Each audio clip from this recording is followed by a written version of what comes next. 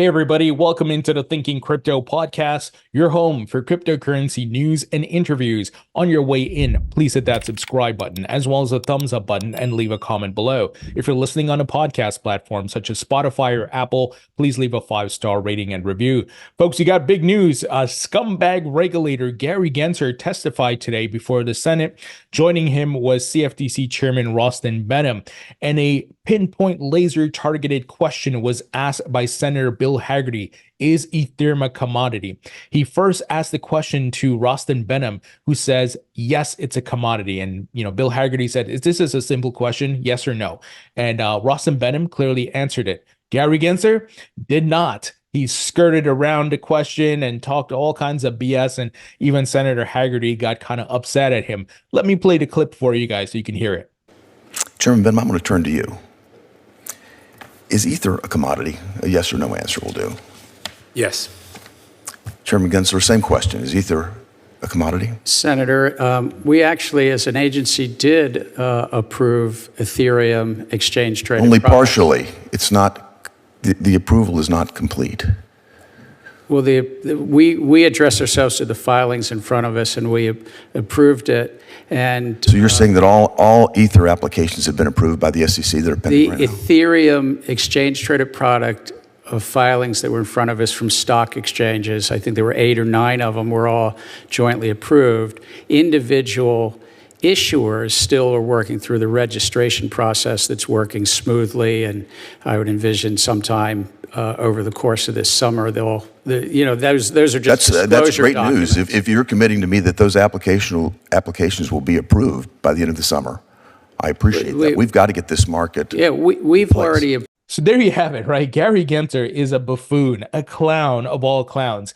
And the reason he can't answer the question is because he's being controlled by Elizabeth Warren, and she's controlled by Jamie Dimon and the banking incumbents.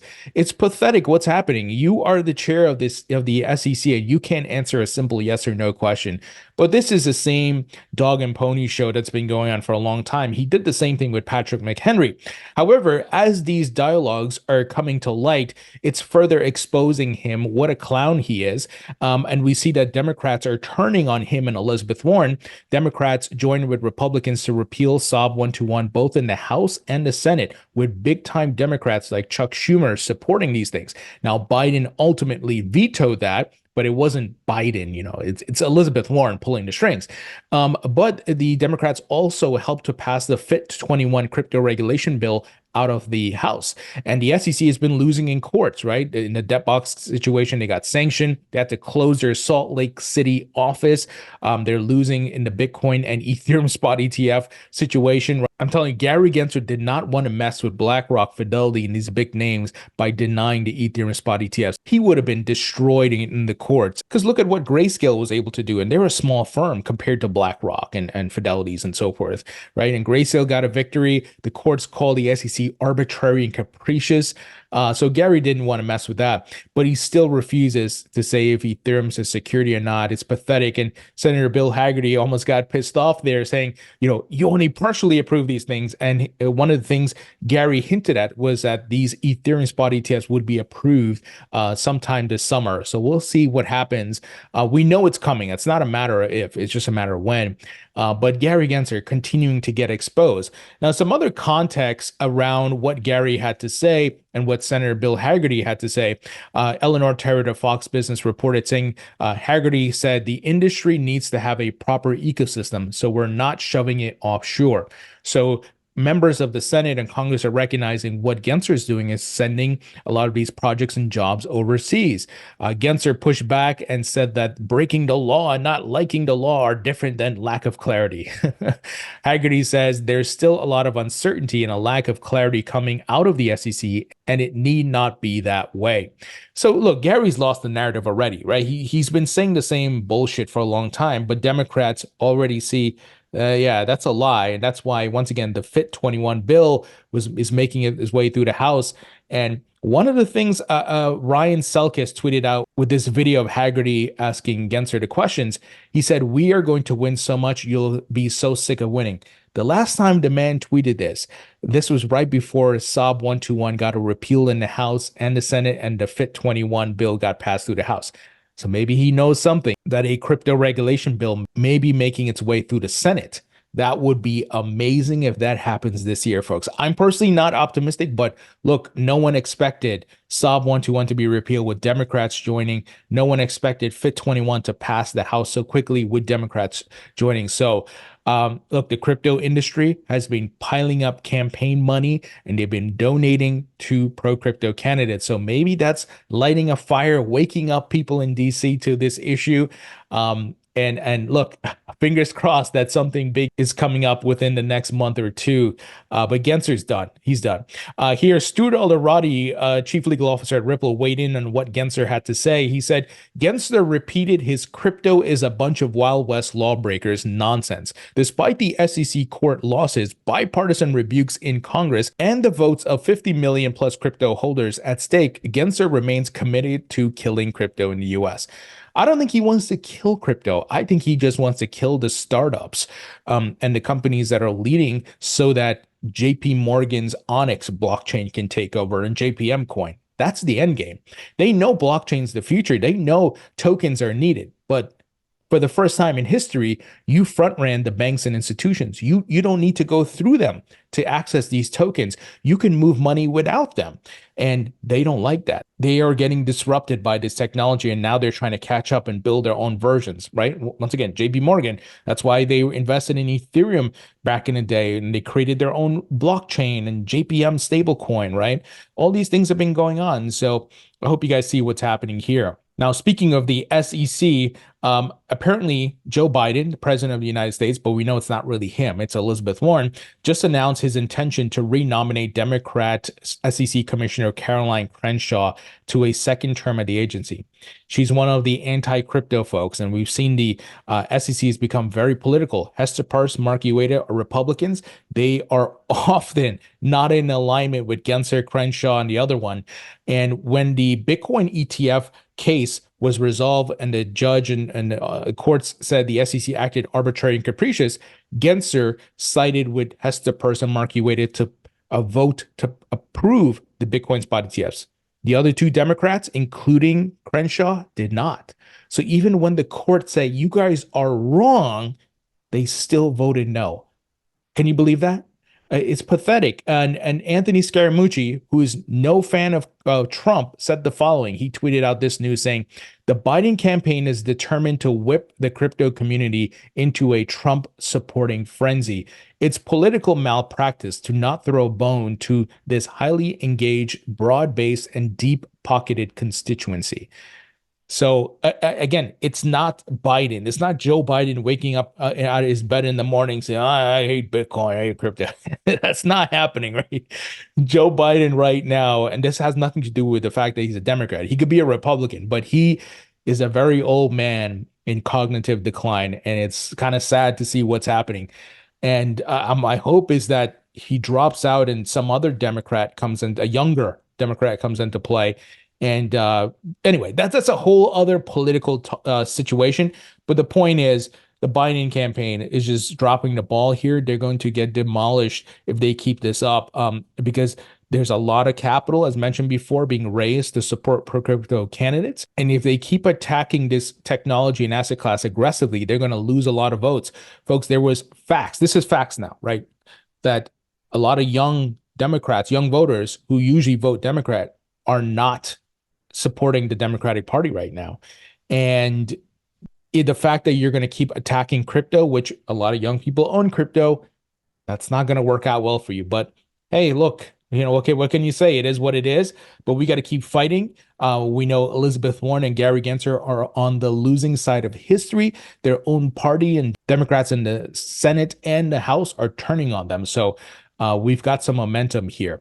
All right, moving ahead, we got some big XRPL news. So Ripple and Archax, which is a crypto exchange in the UK, are expanding their relationship or their partnership to bring hundreds of millions of dollars in tokenized real-world assets, RWAs, to the XRP Ledger over the next year. This solidifies the XRPL as a leading blockchain for RWA tokenization. Archax partners with leading financial institutions to enable tokenization of RWAs.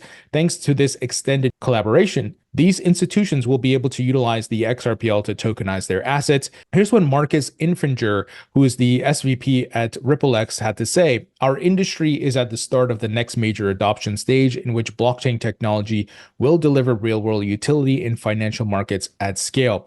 So this is really great. Tokenization is clearly the future, and Ripple also has a stablecoin that's coming, but it's going to be much more tokenized on the blockchain aside from fiat currency, real estate, securities, stocks, bonds, and all those things. So I think it's a smart move. Now, everyone is trying to, get into the game here for tokenization. So we'll see what market share Ripple's able to get.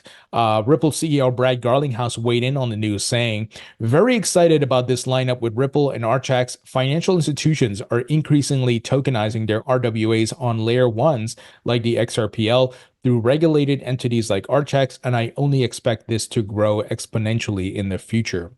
Now, folks, let's move ahead. We got some huge news, and that's not hyperbole.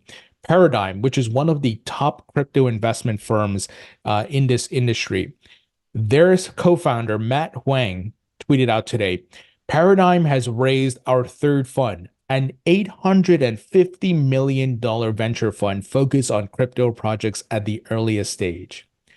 Folks, there's piles of capital being pooled to invest into this market. They're not only investing in the companies building the infrastructure, they're investing in the protocols, the tokens. We've seen that. And they're not the only one raising significant amount of money. You have A16Z and many other big funds who are doing incredible things.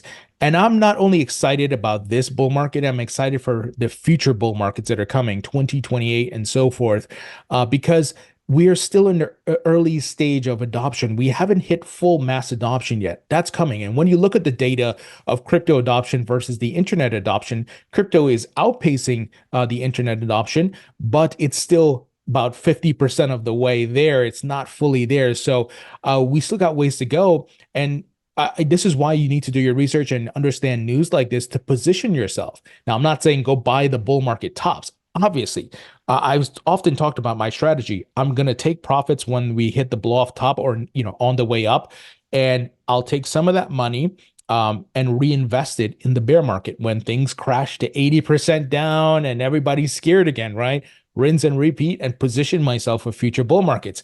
And these folks who are investing this level of money, near $1 billion, they have a long-term horizon and outlook. So I hope you are looking the same way. You're not looking 6 months or a year, but we have to look at this from a yearly standpoint, and that's where you can make some significant returns.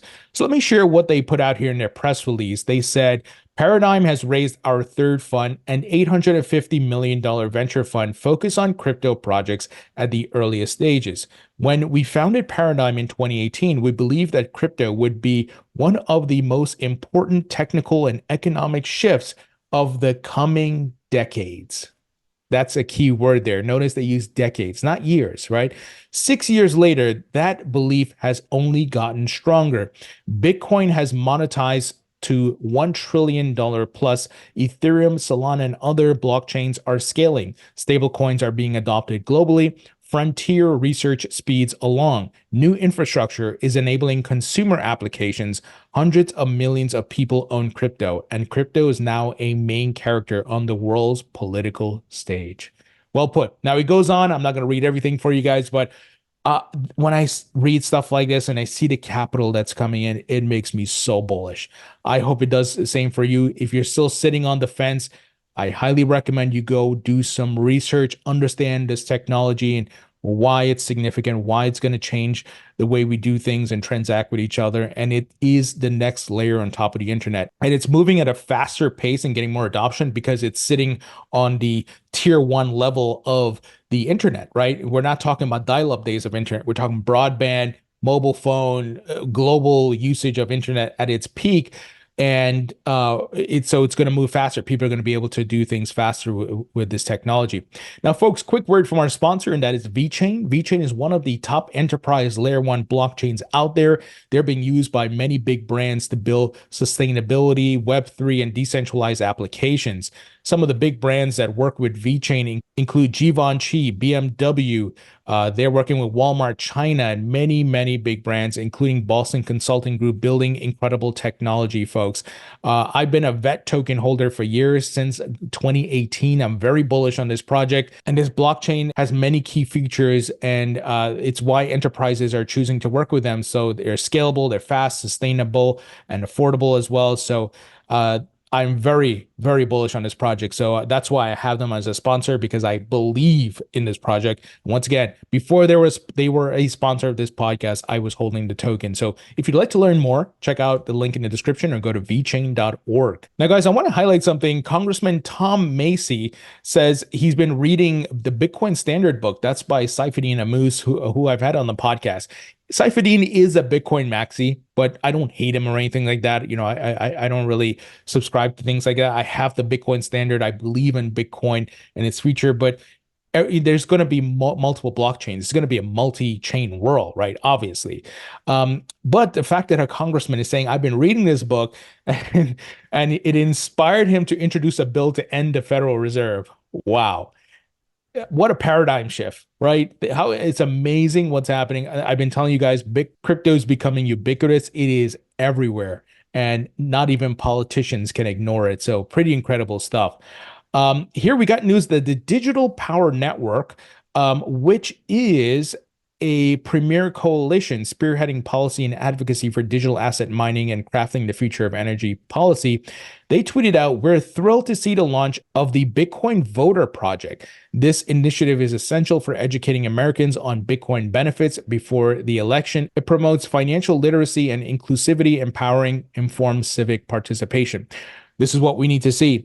We need more advocacy, education, and building awareness, because there are still a lot of members of Congress and people in government who don't fully understand this technology, but we need to educate them. And look, we've seen a lot of progress, obviously, but there's still some who, are still on the fence and don't know what's going on.